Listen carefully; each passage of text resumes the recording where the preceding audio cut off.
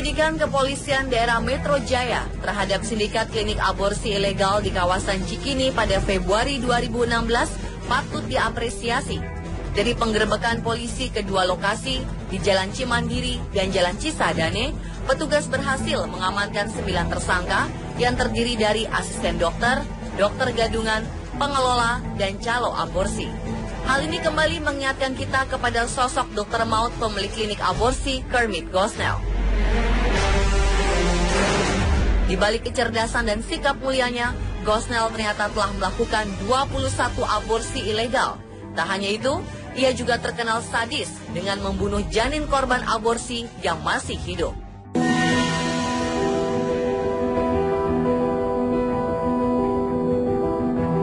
Satu persatu kasus sang dokter mulai terkuak. Bermula saat seorang perempuan asal Nepal bernama Karnamaya Menggor tewas di klinik Gosnell. Ketika itu, Gosnell sedang tidak berada di kliniknya, dan para petugas yang sebenarnya tidak mengerti apa-apa tentang prosedur aborsilah yang akhirnya melayani Menggor. Menggor menerima sejumlah formulir yang ia tanda tangani tanpa mengerti isinya. Beberapa saat kemudian, para petugas tersebut memberikan obat bius kepada Menggor dalam dosis tinggi. Diketahui, mereka menggunakan Demerol, obat bius yang sudah lama tidak digunakan karena sangat berbahaya bagi kesehatan pasien. Obat ini masih digunakan di klinik Gosnell karena harganya murah dibandingkan dengan obat bius yang lain. Wanita berusia 40 tahun ini pun tak sadarkan diri dengan wajah pucat. Semua seolah terlihat baik-baik saja, sampai para petugas menyadari jika nadi Menggor tidak berdenyut. Berbagai cara mereka lakukan untuk menyadarkan Menggor, dari memberikan tamparan ringan sampai mencoba lakukan cardiopulmonary resuscitation, yaitu menekan dada Menggor untuk merangsang denyut jantung, namun hasilnya nihil. Panik, akhirnya mereka memanggil Gosnell dan para petugas medis rumah sakit setempat, tetapi mereka terlambat. Mereka memang berhasil memberikan pertolongan pertama pada Menggor, hingga membuat denyut nadi Menggor kembali berdenyut walau lemah.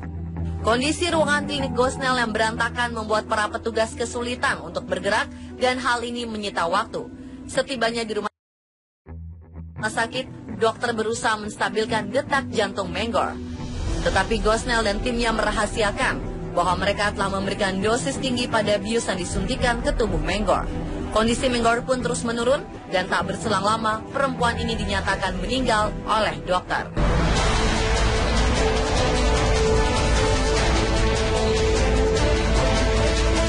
Rupanya Menggor hanyalah satu dari sekian banyak wanita yang meregang nyawa di klinik Gosnell. Beberapa wanita yang melakukan aborsi sering mengalami penyiksaan. Sebagian dari mereka sampai mengalami kejang-kejang selama proses aborsi hingga kehilangan banyak darah.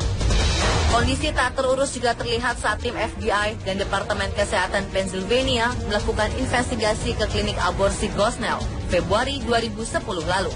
Ceceran darah memenuhi lantai. Kumpulan alat aborsi yang tidak steril, jenazah janin yang masih sangat muda dan belum terbentuk dibiarkan begitu saja. Menurut detektif John Taggart, klinik maut ini dilengkapi dengan perabotan modern, namun keadaannya sungguh di luar ekspektasi. Piring-piring kotor dan sisa makanan berserakan di lantai. Potongan-potongan tubuh janin disimpan di dalam lemari kabinet. Bau urin memenuhi udara dan seekor kucing penuh kutu peliharaan Gosnell berkeliaran di dalamnya. Yang lebih mencengangkan, saat investigasi ada seorang wanita setengah sadar sedang terbaring lemah, hanya ditutupi selimut yang dipenuhi dengan darah. Diketahui, wanita yang mengerang di ruangan ini sedang menunggu giliran untuk menggugurkan janin. Wanita ini telah dibius oleh petugas yang ternyata tidak memiliki lisensi. Saat ditanya oleh anggota Departemen Kesehatan, para petugas ini tidak bisa secara akurat menjelaskan obat atau berapa dosis yang telah mereka berikan kepada pasien.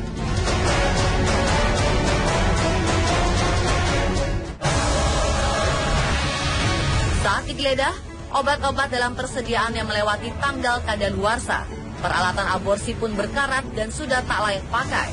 Peralatan oksigen yang menjadi benda terpenting saat pasien merasa kehabisan nafas tertutup dengan debu dan hanya tersedia satu tabung. Karena penggunaan alat bergantian dan tak steril, Dr. Swartz dari Children's Hospital of Philadelphia mengungkapkan Sejumlah pasien di rumah sakit yang melakukan aborsi di klinik Gosnell mengidap penyakit kelamin menular. Korban lain wanita berusia 28 tahun melaporkan bahwa dirinya nyaris tidak bisa berjalan selama 4 hari sejak aborsi. Saat di USG, ternyata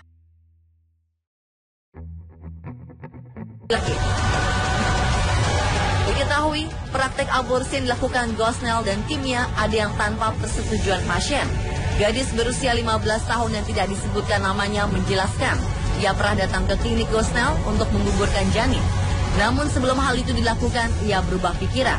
Rupanya perubahan ini membuat Gosnell marah dan secara paksa menahan, kemudian memberikannya obat bius. 12 jam kemudian saat ia sadar, janin yang dikandungnya telah hilang.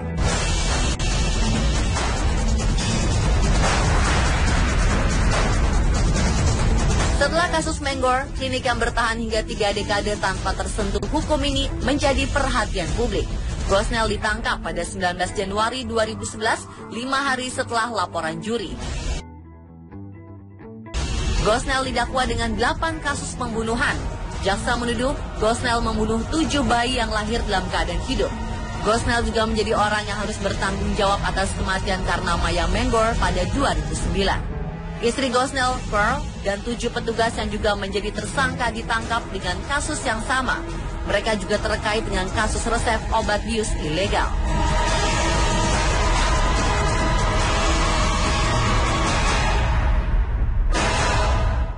Dari Juni 2008 hingga 18 Februari 2010, Gosnell diduga terlibat dalam sebuah perusahaan kriminal terkait dengan resep yang ia gunakan.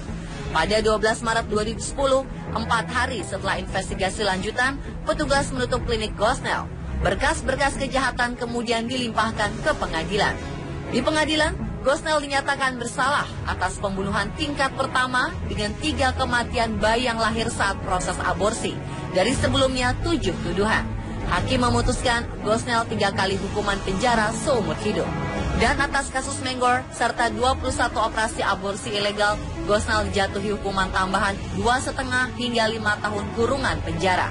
Untuk menghindari hukuman mati, Gosnell menukar hak banding dengan hukuman seumur hidup yang dijalani sejak Januari 2011 tanpa kemungkinan pembebasan bersyarat.